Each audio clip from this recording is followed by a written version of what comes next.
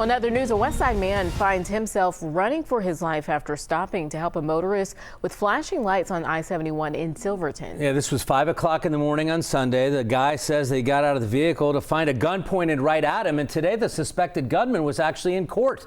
Only on WLWT News 5's Brian Hamrick, the exclusive interview with a guy who stopped to help. Hi, Brian. Yeah, Mike, this is all very bizarre. People in cars approaching the flashing lights can see in the darkness a shirtless man rolling around in the lanes of the interstate, and the driver I talked to says that's just the beginning. Along this section of I-71, flashing hazards, and a man stops to help. I'm probably within 75 feet now, and I'm like, hey, buddy, are you okay, buddy? But it wasn't gratitude that was aimed his way. It was a weapon. And then he comes out from the side of his car on the passenger side, and I see he's holding an AR-15 in his hand. Richard Foltz owns CDS Land Services and had an early morning errand that put him on I-71 at 5 a.m.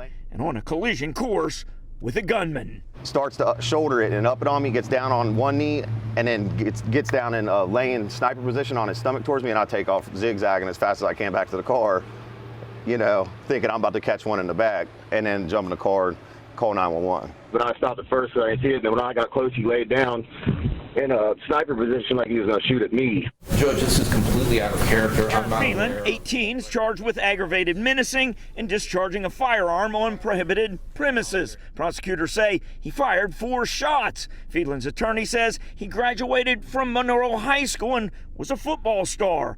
But the explanation of what happened clears up nothing. When they question him, he says he admits to shooting and says he was trying to shoot people who were trying to steal his car engine. Trying to steal his what? His car's engine. Seems to be some mental health issue or something like that. It's sad either way, all the way around, but I'm glad that he wasn't injured, and as far as I know, no one else was injured. After a man stops to help and becomes the target of trouble. Yeah, Judge William Mallory set bond at $200,000. Reporting live, Brian Hamrick, WLWT News 5.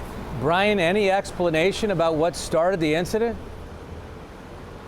You know, the defense said that this was out of character. There was talk about this being a mental health crisis. The defense also mentioned something about some involuntary intoxication, but they didn't give an explanation of exactly what that meant either, Mike. Yeah, bizarre incident. Brian Hamrick filling in some of the blanks anyway. Thanks so much.